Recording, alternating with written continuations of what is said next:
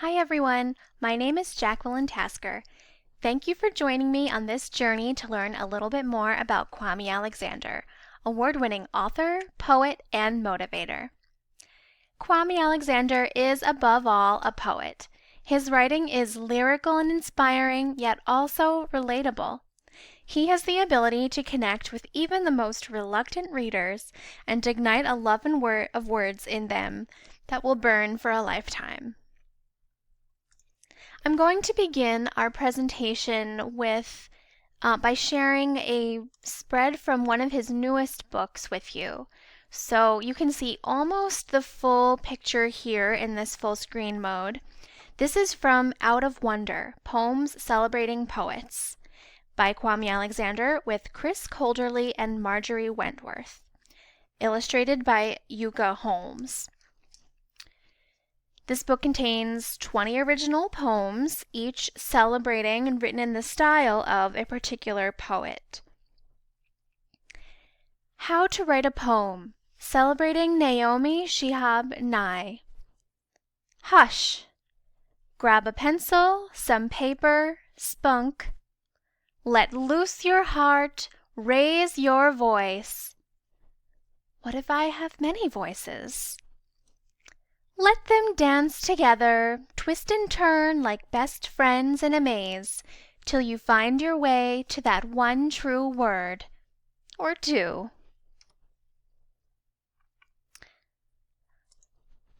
I just thought that was beautiful, a nice lead-in to Kwame's early life. His father was an academic who actually made him read the encyclopedia. So Kwame was pretty smart. He developed, a good sense of words. He began writing poetry at age 12. However, his motivation for writing poetry was purely romantic. He wrote mostly love poems because he wanted a way to impress girls. He had a hard time getting dates, and he thought poetry would help him. As he grew older, he attended Virginia Tech, where Nikki Giovanni was one of his professors. She was a profound influence on him, and they continue to work together to this day. When he was a student at Virginia Tech, he wrote and produced 2 plays. Despite never writing a play before or producing a play before, and never really setting out to be a playwright, but he just decided one day to do it, and he did it. So I'll talk a little bit more about that attitude, that go-getter, sometimes learn-as-you-go attitude here. In his TED Talk, The Power of Yes, in June 2017, he described his life philosophy, which is to be a yes guy, to say yes to opportunities that come up, even if he's not sure how it's going to work out, not sure if he can do it, but to make it happen, to learn how, work hard, and let the opportunities continue to come to you. So I'm going to read some quotes that I really liked from the TED Talk. When we say yes to ourselves, we are allowing ourselves to alter our perception. When we say yes to ourselves, we are allowing our minds to create a reality, instead of someone else creating it for us. Now, between this longer quote and the shorter one, he told us the story about how he wrote the play and decided to produce it, and the first time went really, really well, and the second time didn't go so well. So he learned that you can't just say yes and expect things to happen. You need to work at it. So the word yes, the word creates the perception, but the work creates the reality. Now, if you would like, I have linked the TED Talk right here in the bottom right of this slide. I'm not going to play it right now. It's about 20 minutes long, but if you would like to go through this presentation again without my narration, I invite you to check it out. Kwame Alexander has written books for all ages, from the very young all the way up to adults. So his books for the young, picture books, we're going to talk about 2 of them here. Acoustic Rooster and His Barnyard Band was his first picture book. Published in 2011, illustrated by Tim Bowers. This is an upbeat lyrical journey around the barnyard with allusions to jazz greats. There is also information about the jazz musicians and instruments at the end of the book. In Indigo Bloom in the Garden City, a young girl creates a rooftop garden on her building and inspires her community to follow her lead. More recently published, we have Surf's Up from 2016, illustrated by Daniel Miares. In Surf's Up is really an ode to reading. Two friends, Bro and Dude, these cute little frogs, are headed to the beach. Dude can't wait to ride the waves, but Bro is too engrossed in his book. He's reading Moby Dick. Will Bro's excitement about the book be contagious? Will Dude be inspired to pick a book up himself? You'll just have to read the book and see. And next we have Animal Ark, which is a beautiful celebration of the natural world.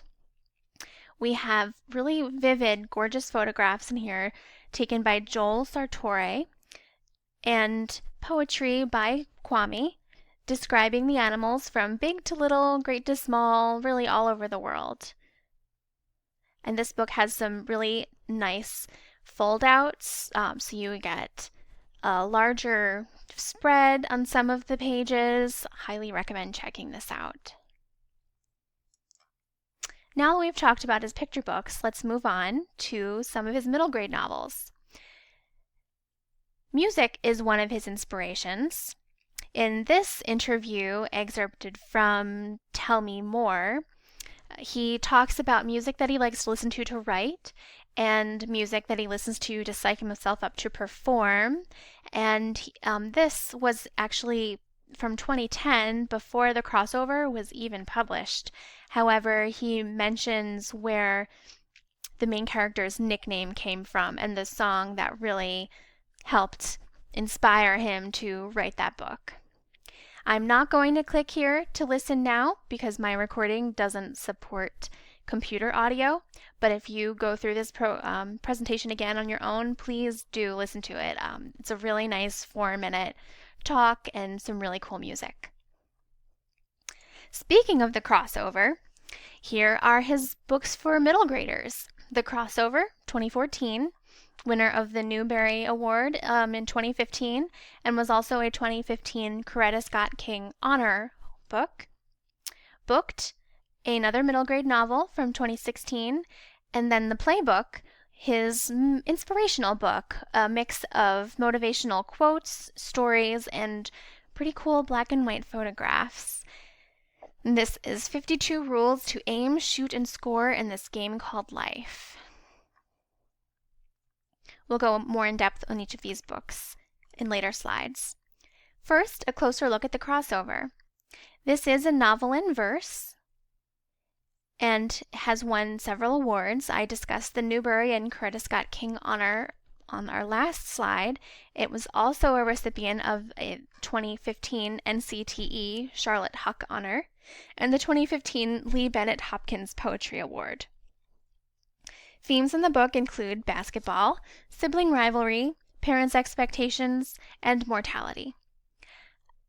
If you get a chance to go through this presentation on your own, here I have linked a video of Kwame reading an excerpt from the crossover and discussing some of the vocabulary words that he used. It's pretty funny, so please do check it out. Oh, I also wanted to point out that the crossover was rejected by publishers more than 20 times. Some of the publishers told him that boys wouldn't read poetry and girls wouldn't read about basketball. They were wrong. Kwame planned to self-publish it after he received so many rejections, but the next day, the day after he and his wife were like, let's self-publish this, the book was accepted by Houghton Mifflin Harcourt.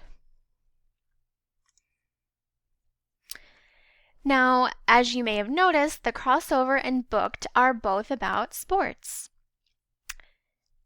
So I wanted to share this quote that I found. When I realized I could use sports to get boys in particular and all middle graders engaged with language and literature, then it became a conscious decision to pursue it.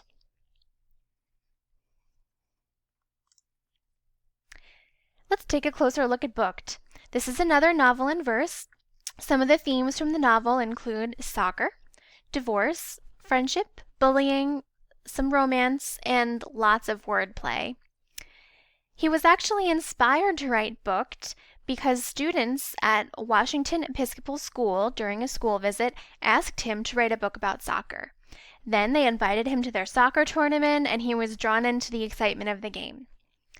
With that, Nick Hall and his world of soccer and competitive teams were born.